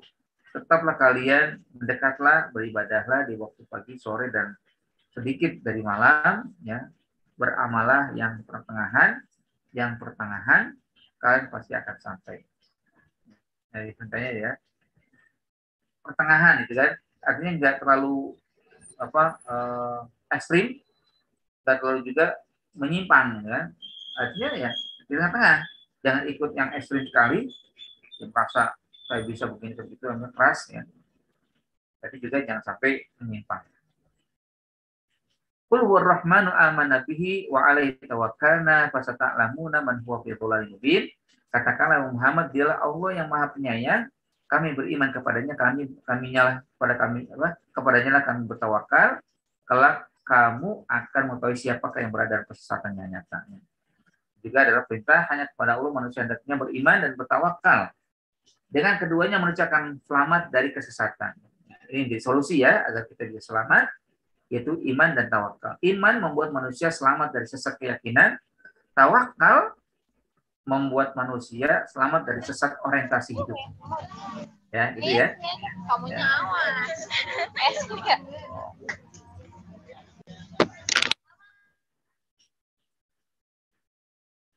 Baik, selanjutnya yang terakhir, qul ara'aitum in asbaha ma'ukum ghaura fama ya'tikum bima'in ma'in. Katakanlah, terangkanlah padaku jika sumber air kamu jadi kering. Maka siapakah yang akan mendatangkan air yang mengalir bagimu? Coba. Sekarang hujan. Dari mana nih? Dari Allah, kan? Mungkin juga ada yang tidak hujan nih di daerah yang tempat kalian tinggal ya. Itu lagi panas, lagi terik ya, atau lagi kemarau yang enggak ada. Coba, siapa kira-kira yang menghadirkan? Apapun diusahakan, nggak akan hadir kecuali karena Allah Subhanahu wa Ta'ala. Ada yang air itu diminta, ya Allah turunkanlah. Tapi ada juga air nggak diminta turun. Allah yang menurunkan ya. Jadi ini keterangan yang terakhir bahwa ya, masalah air pun ya Allah Subhanahu wa Ta'ala sampaikan karena air adalah sumber kehidupan ya. Wa ja'alna minal ma'i kulla syai'in hayyin afala yu'minun. Dan dari air kami jadikan segala sesuatu yang hidup. Maka mengapakah mereka tidak beriman? Ya?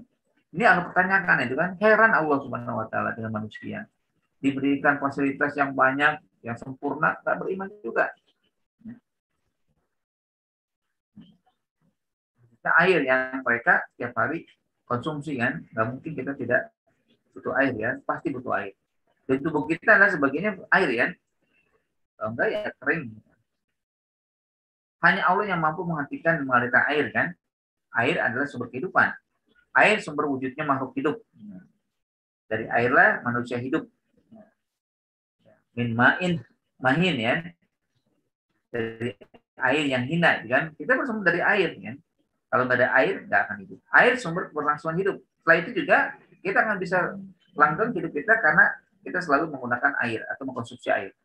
Ya, dan air juga merupakan sumber energi. Ya, energi apapun juga bisa datang dari air. Allah ya. Air begininya. Hanya Allah yang memberikan air. Manusia ada yang punya air sehingga mampu berkembang biak. Ya. Tapi ada juga yang enggak kan. Ya. Kalau dalam air dikatakan waja'alna minkum akima. Ya. Jadi ada yang Allah sebut.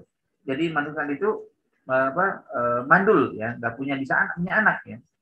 Jadi airnya nggak ada ya, atau kurang ya, sedikit ya, tidak mampu berkembang biak. Tapi memang kebanyakan ada yang diberikan oleh Allah Subhanahu Wa Taala yang banyak ya. Ada yang airnya cuma bisa melahirkan 1, 2, 3 sampai lebih dari situ. Tanaman ya tumbuh karena air. Ya walaupun ada juga yang tanpa air, tapi hakikatnya mereka kebanyakan ya butuh air. Tanah tidak mati, kering dan tandus karena air. Hewan berkembang biak juga karena air. Semuanya karena air. Waja'alna minal ma'i kulla syai'in hayyin, kan tepat sekali Allah Subhanahu wa taala berfirman. Wallahu bisawab, itu saja yang bisa kita bahas bersama pada pertemuan kita hari ini. Qul qouli hadza. Assalamualaikum warahmatullahi wabarakatuh. Waalaikumsalam warahmatullahi wabarakatuh. Ada yang bertanyakan? Terkonsol?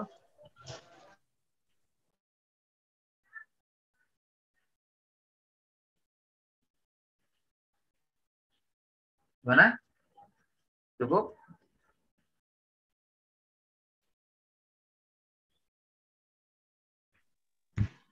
Ustadz, Assalamualaikum. Waalaikumsalam, Pak. Saya dengan Mas Ayu Oktaria, Ustadz. Ya, Ustadz, pondok. tadi yang Ustadz sampaikan tadi ini juga ya, agak merinding pada saat yang tadi mantunya Nabi SAW, terus Nabi SAW mendoakan gitu kan. Itu hanya melalui doanya, terus itu pun yang dianiaya dalam kisah yang Ustadz sampaikan adalah anaknya beliau kan, SAW. Itu anak nggak bisa ngebayangin gimana di zaman saat ini manusia-manusia yang hidup, yang saat ini yang dengan mudah dan gamblangnya menghina Nabi SAW, juga keturunan-keturunannya. Naudzubillah min dzalik ya Ustadz, serem banget betul, gitu loh. Memang. Berani gitu. Mereka nggak takut. Itu kalau nggak percaya. Kenapa Ustadz suaranya kecil? Oh, iya. Ya seperti itulah memang Bu ya. Kondisi manusia sekarang kan, yang akibat mereka diantaranya tidak percaya akan hari akhirat, tidak beriman, atau juga tidak mau tahu apa yang sebenarnya nanti akan terjadi, tidak banyak juga baca sejarah bahwa yang terjadi dahulu begitu ya mengerikan gitu kan, orang yang ditimpa banyak azab. Iya Ustaz, merinding Ustaz.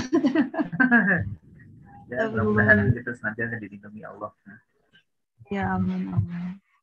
Ya Ustaz, syukur Ustaz. Apa? Ustaz, izin Ustaz mau tanya, Afwan. Jadi kan tadi Ustadz ada yang sampaikan nama itu ya Ustadz ya, yang ilmu dari Allah itu kan, memang semua ilmu kan itu sebenarnya dari Allah ya Ustadz ya. Tapi saya mau menanyakan itu kalau dalam konteks yang tadi itu ilmu agama atau khususnya untuk ilmu agama atau bagaimana Ustadz? Tidak terbatas, semua ilmu. Ya, semua ilmu itu dari Allah semua. Tidak ada yang dibagi-bagi atau dibeda-bedakan ya. Ini ilmu agama, ini umum, ini ilmu tentang Al-Quran, ini tentang fisika, biologi, semuanya dari Allah ya. Ada yang memang diberikan langsung, ya kan ada ya, kita lihat anak-anak itu belajar waktu sekolah malas-malas, tapi sebenarnya pintar dia ya, matematika pintar, fisika pintar ya. Itu kan dari Allah juga kan. Walaupun ada yang mengatakan itu kan keturunan. Ya keturunan juga dia dari mana awalnya? Itu dari Allah juga. Karenanya dikatakan ulama ya. Innama yakhsyallah min ibadil ulama. Jadi jangan dikonotasikan kata ulama itu orang yang pandai agama. Ya, ulama itu hakikatnya umum. Semua ulama. Yang mana ulama itu diberikan oleh Allah keilmuan yang nanti akhirnya menjadi takut. Mau ilmu apa saja. Kata ulama itu identik dan tidak identik kepada sesuatu yang khusus.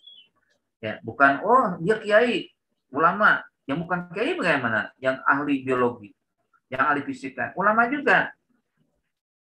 Makanya kalau dia dengan mensandingkan dengan keilmuannya menjadi orang takut, nah dia adalah orang yang memang ya berarti paham, berarti ilmu itu semuanya milik Allah, dari Allah Subhanahu wa taala. Ya mungkin kan di antara ibu-ibu ya, yang ada juga punya ya latar belakang ilmu umum ya. Dan itu memang bagian daripada ilmu yang Allah berikan juga. Memang diusahakan, dipelajari. Tapi apakah ketika diusahakan terus dia bisa berhasil, akhirnya mengatakan ini kan hasil usaha saya? Itu nggak sama, nggak beda dengan Qarun kan, innama utituhu ala ilmin indi ya. Jadi sombong kan. Padahal ya tetap dari Allah yang memudahkan kan. Setiap kebaikan itu pasti dari Allah.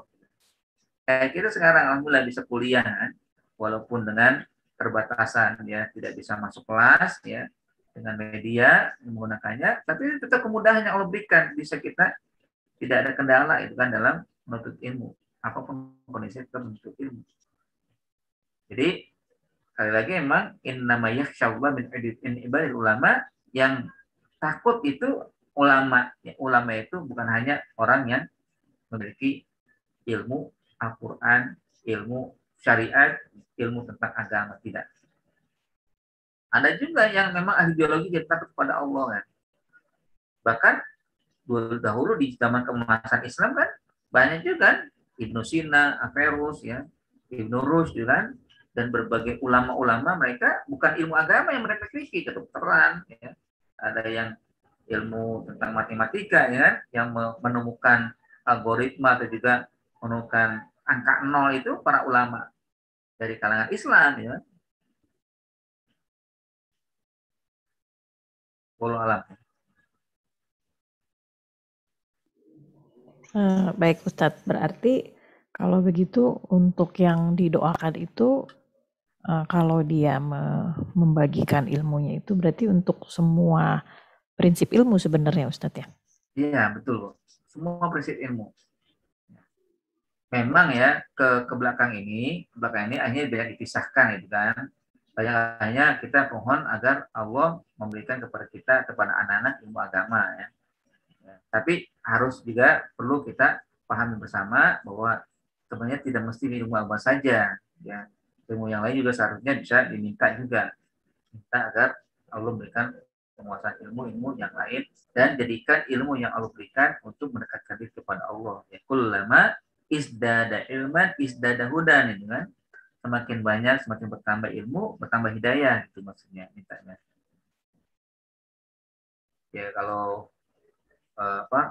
hidup ini kan tidak hanya dengan ilmu agama ya, ilmu lain juga perlu dibutuhkan kan. Bagaimana mengatur tentang alam, bagaimana dengan kehidupan yang dibutuhkan tentang terkait dengan kelistrikan, tentang ya aturan-aturan yang lain itu kan pasti butuh ilmu ya yang sifatnya umum gitu kan, bukan agama. Tapi kalau disandingkan antara ilmu agama dengan ilmu umum ya, atau juga setiap orang mensadari bahwa semua ilmu itu adalah milik Allah dan hakikatnya juga harus kembali kepada Allah dan menjadikan orang takut kepada Allah, maka itu sebenarnya ulama yang tidak ya keluar dari ajaran Islam. Makanya kalau dalam surat Al-Imran kan ada Robbaniyun kan, kata Robbaniyun itu oleh seorang mufasir Imam Tabari itu mengatakan apa? An yakuna aliman, an yakuna faqihan. Robbani itu seorang yang alim, seorang yang faqih. Nah, kan berarti kumpul itu dua-duanya kan. Alim artinya ilmu eksak, faqih artinya ilmu agama. Itu Robbani. Sifatnya ya, seperti seorang Robbani begitu. Bahkan ditambah lagi oleh beliau, an yakuna basirun bisiasa, melek politik, basirun bitadbir, melek manajemen. Nah, ini juga sama kan? Ya, akhirnya kumpul sesuatu, empat karakter dari orang Robbani itu. Bukan disebut Robbani kalau tidak memiliki karakter ini gitu. Alim, faqih, ya, ahli politik, ahli manajemen. Ya. Baru setelah itu yang kelimanya dikatakan dia akhirnya bisa melayani masyarakat. Nah, jadi orang yang memberikan kebaikan-kebaikan dari ilmunya yang dimiliki. Wallahu a'lam. Ustadz, tadi surat Ali Imran ayat berapa Ustadz ya? Ayat 87 ya, 78 87 gitu, lupa. Oh, baik Ustadz. Ya. Syukran Ustadz. Baik, ini kayaknya ada yang rame nih. Farida izin bertanya Ustaz. Ya, siapa nih? Farida Ustaz. Ya. Ya, pada surat Al-Jin ayat 21, "Qul inni la amliku lakum darran wala rasyada." Katakanlah Muhammad, aku tidak kuasa menolak mudarat maupun mendatangkan kebaikan kepadamu. Jadi kalau Rasulullah itu masih hidup kan kita bisa minta doanya ya Ustadz ya. Ya. Tapi kalau sekarang beliau sudah meninggal, tapi masih banyak sebagian orang yang minta doanya ke Rasulullah Ustadz. Ya. Itu bisa dibenarkan atau enggak Ustadz? Misalnya begini, kalau ibu saya masih hidup, saya kan minta doanya beliau. Tapi kalau karena ibu saya sudah wafat gitu, saya sudah tidak bisa minta doanya beliau Kak Ustadz. Jadi memang kalau secara umum orang sudah meninggal tidak lagi bisa dimintakan doa ya. saja bisa dengan meminta kepada orang-orang yang pernah dekat dengan beliau. Ya. Jadi sambungkanlah silaturahim kepada mereka-mereka yang pernah berinteraksi dengan orang yang dulu, misalkan ibu, ya, orang tua, kan? Lalu mintakan doa kepada mereka dari mereka. Ya. Ya sesungguhnya orang yang meninggal itu minta doa kita, kan?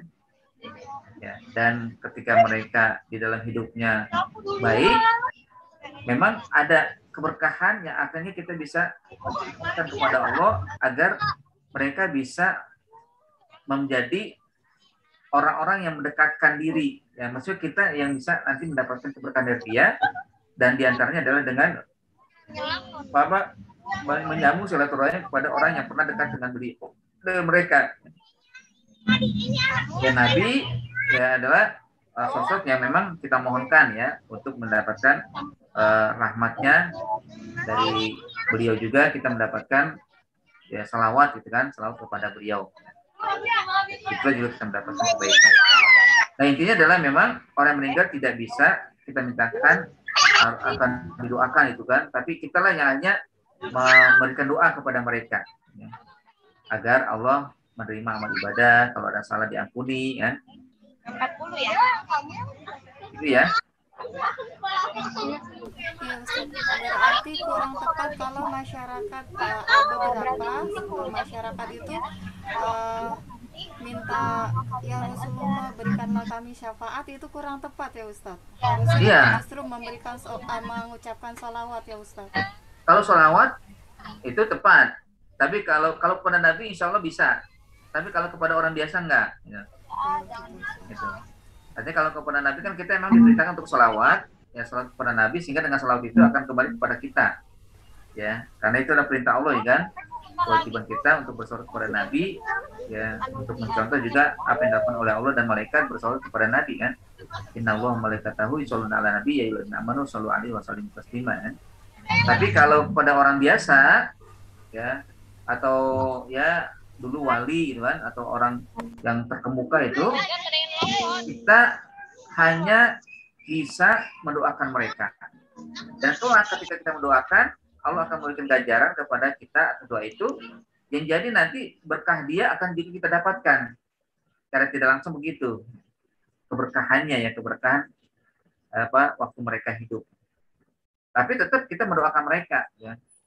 Imam Syafi'i, Imam Ghazali, atau Imam Maliki dan sebagainya, dan orang-orang tua kita yang kita tahu kebaikan kepada mereka, kita doakan. Dan mudah-mudahan dengan doa itu Allah Subhanahu wa Ta'ala mengembalikan keberkahan mereka, memberikan keberkahan mereka, lalu dilimpahkan kepada kita gitu.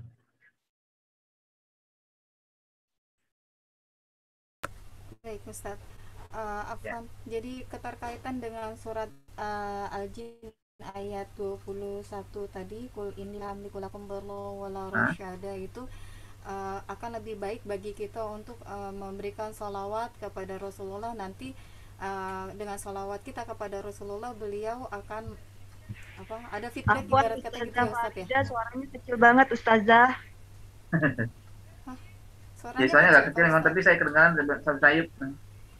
Oh iya, mungkin cuaca Afwan Ustaz. Ya jadi memang lanjut Bu. Ya, jadi akan lebih baik jika kita bukan minta ya Rasulullah tolong beri saya syafaat, tapi justru kalau setiap selesai azan kan justru kita sholawat atas Rasulullah ya Ustaz. Ya. Tapi yang saya pahami sebagian masyarakat itu mintanya doanya ke Rasulullah gitu. Bukan harusnya begini Ustaz, Afwan Ustaz. Bukannya harus gini, ya Allah berikanlah wasilah Rasulullah kepadaku. Jadi mintanya ke Allah supaya mendapat syafaatnya Nabi Muhammad, bukan minta kepada Nabi Muhammad untuk mendapat syafaatnya. Begitu Kak Ustaz? Ya betul, memang seharusnya nggak begitu kan. Jadi seharusnya kita tetap berselawat saja. Dengan selawat itu justru nanti akan datang syafaat atau otomatis ya. Semakin banyak kita berselawat, semakin banyak kita akan berpeluang untuk mendapatkan syafaat dari Nabi ya. Ya kan ada juga ya sahabat itu berkata, ya Rasul, kalau saya berdoa saya mengucapkan selawat 1/4 gimana? Bagus, tapi kalau kamu tambah boleh. Oh kalau itu saya setengahnya aja, jadi setengahnya selawat, setengahnya doa. Ya. Begitu bagus ya. Tapi kalau kamu tambah boleh gitu kan. Tapi akhirnya dia mengatakan, kalau gitu saya selawat aja deh kepada engkau ya Rasul gitu kan. Tapi masih itu tuh Rasul kan. Akhirnya kata beliau, kalau kamu selawat selamanya itu lebih bagus juga, dan engkau akan diberikan sesuai dengan kemampuan permintaanmu ya. Jadi kan berselawat saja sudah cukup sebenarnya ya, tanpa meminta-minta yang lain gitu kan. Insya Allah akan menjadi peluang untuk mendapatkan syafaat, diakui kecintaan kepada ya Rasul, atau juga Allah cinta kepada dia gitu kan. Jadi memang betul nggak harus kita meminta seakan-akan kita ingin menduakan Allah gitu kan. Jadi minta kepada Nabi, padahal yang harus kita minta kepada Allah gitu kan. Nah ini wasilah saja, salawat itu wasilah agar kita bisa sampai. Ketika kita berdoa tanpa salawat kan nggak diterima, nggak sempurna kan. Ketika kita sholat pun tanpa salawat nggak akan sah ya. Jadi salawat itu adalah sesuatu yang akan kita nyambung kepada Rasul, dan Rasul pun akan nanti meminta kepada Allah agar dia memberikan syafaat kepada yang sering banyak bersalawat kepadanya. Baik, Ya kan, Ustaz. naf'an wala dor'on kan, dia kan sebutkan kan bahwa memang Nabi nggak bisa menolak bala, ya, tidak memberikan petunjuk. Allah yang memberikan petunjuk. Ya. Inna kalatah di man ahbabta, kalau masa itu kan Rasul diingatkan, kalau engkau tidak bisa memberikan petunjuk ya Rasul kan, artinya siapa yang kau mencintai. Tapi dengan kita mengucapkan dengan banyak mengucapkan salawat, itu berpeluang ya, berpeluang sekali untuk mendapatkan kebaikan kan. Ya, Nabi juga mengatakan, man sholla alaiya sholatan sallallahu biha asyran kan, siapa yang bersolat sekali akan diberikan oleh Allah ganjarannya 10 kali kan. Itu kebaikan-kebaikan semua ya. Memang mengiringi boleh kan, mengiringi sholawat lalu meminta kepada Allah setelah itu kan, bukan langsung minta kepada Rasul. Ya, Rasul tidak bisa memberikan apa-apa. Baik, Ustaz. Jadi pemahaman masyarakat ini apa harus dibenarkan diarahkan lebih ya apa Ustaz. Jadi pemahaman masyarakat dalam hal berdoa ini apakah harus diluruskan Ustaz? Jadi kayak misalnya nih ibu-ibu dekat rumah saya gitu kan, bisakah kalau misalnya saya sampaikan untuk tidak meminta kepada Rasulullah tapi banyak bersolawat dan memintanya kepada Allah, begitu Ustaz? Ya, memang sedikit-sedikit diluruskan ya, pelan-pelan, karena kadang kalau terlalu frontal kan, ini mereka nanti berdoa juga. Perlu pelan-pelan, bahwa memang pemahaman kita harus kita luruskan dan perbaiki bahwa yang memberikan semua itu Allah. Nabi hanyalah wasilah, hanya perantara ya. Nabi adalah orang yang pernah dimuliakan oleh Allah, zat yang tidak pernah runtuh, dan bukan zat, maksudnya makhluk manusia yang paling mulia, yang karenanya beliau diutus ya, dan juga menjadi rahmat bukan untuk saat itu dan juga untuk yang akan datang, untuk sampai hari kiamat. Namun semua itu tetap atas kehendak Allah, semua atas perintah Allah Subhanahu wa Ta'ala. Kalau misalkan masyarakat ya, kadang gitu ya, ziarah ya, meminta kuburan, padahal nggak ada ininya gitu kan, nggak ada hubungannya kan. Ziarah boleh, tapi kalau sampai meminta kuburan jangan.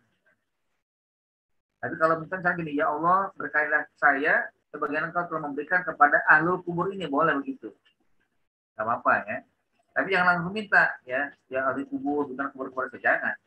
Jadi karena wasilah dia ya, bagaimana engkau ya Allah telah memberikan keberkahan kepada orang yang telah yang ada di kubur ini, maka berikanlah keberkahan kepadaku sebagian engkau telah memberikan keberkahan kepada orang ini, ahlu kubur ini. Bahkan kalau kepada kalau sampai berjarak ke makam Nabi kan, ya Allah berikanlah kemuliaan kepadaku sebagian engkau telah memberikan kemuliaan kepada penghuni kubur ini.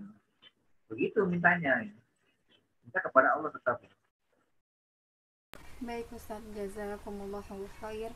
Apakah itu sudah termasuk syirik kecil Ustaz jika meminta keberkahan langsung kepada Rasulullah atau kepada orang-orang yang alim Ustaz? Apakah sudah termasuk syirik kecil? Ya, ini agak kurang ini jelas nih suaranya. Ya Ustaz, ya saya udah teriak Ustaz. Mungkin suara saya emang lagi nggak mendukung. Apakah sudah termasuk syirik kecil Kak Ustadz jika melakukan seperti itu? Iya. Meminta kepada Rasulullah langsung gitu atau kepada orang alim, apakah itu sudah termasuk syirik kecil Ustadz? Ya, ambil masuk Bu ya. Jadi kalau disengaja begitu ya, jadi dia mengalihkan permintaan kepada selain Allah, ya kena ya. Karena jadi ya, menduakan Allah kan, menjadikan Allah kan. Makanya Nabi kan nggak mau selalu diagungkan gitu kan. La tatiruni kama tatiru Nasoro Bani Israel Isa ya. Jangan kalian agung-agungkan selalu berlebihan dalam mengagungkan aku sebagaimana Bani Israel mengagungkan Nabi Isa gitu kan. Ya. Makanya Nabi nggak begitu. Pengennya ya hormati dia saja dan juga jadikan seorang nabi yang memang telah dimuliakan oleh Allah Subhanahu wa taala, muliakan dia. Ya. Jaga ya akan ajaran-ajarannya, lakukan, amalkan gitu kan. Jadi dengan itu saya cukup, nggak perlu minta-minta ya akan dia diberikan berkah gitu kan. Berkah itu dari Allah ya, bukan dari ya nabi kan. Kalau kita minta berkah dari nabi berarti masuk gitu kan. Masuk kategori seperti itu kan. Jadi syirik kecil lah, bukan syirik besar ya. Naudzubillah ya. Kalau yang pengajian-pengajian itu kadang-kadang saya seperti mendengar begitu Ustadz. Kayak pengajian habaib itu ada beberapa yang syairnya seperti itu Ustadz. Itu jadi gimana, mungkin katanya itu yang perlu kita pahami, apakah hanya sekedar wasilah gitu. Ya. Wasilah, ya Allah jadikan wasilah gitu kan. Tapi kalau di dalam doa setelah azan kan gitu kan. Ya, wasilah ya. Baik Ustadz, jazakumullah khair. Makanya perlu juga tuh dipahami Bu ya selawat-selawatnya ya atau kata-kata pujian itu. Pujian baik, itu ada juga yang kadang-kala memang menyimpang gitu kan. Yang kalau sampai kita tidak paham lalu mempraktikkan bisa jadi salah juga gitu kan. Susah. Makanya kan balighul wasilah itu juga itu biasa saja boleh gitu kan. Balighul sampaikan wasilah dari melalui nabi kan. Itu boleh begitu. Wasilah jadi sarana ya, perantara aja. Baik Ustadz, jazakumullahu khair Ustadz. Oh, ya. Apaan ya mungkin kalau kurang ini karena memang juga lagi hujan jadi suaranya ini pelan-pelan juga nggak begitu jelas. Mudah-mudahan bisa sampai lah yang dijawab yang sampaikan. Baik Ibu sekalian, terima kasih atas peserta kontribusinya dan juga kuliahnya, mudah-mudahan bermanfaat semuanya dan insya Allah akan kita bulan depan pada surat yang kedua ya, yaitu surat Al-Haqqah. Ini juga menarik insya Allah. Mohon maaf kalau ada, kita tutup dengan doa kafaratul majlis. Subhanallahumma wa bihamdika asyhadu an la ilaha illa anta astaghfiruka wa atubu ilaik. Assalamualaikum warahmatullahi wabarakatuh. Waalaikumsalam warahmatullahi wabarakatuh. Nanti materinya akan saya kirim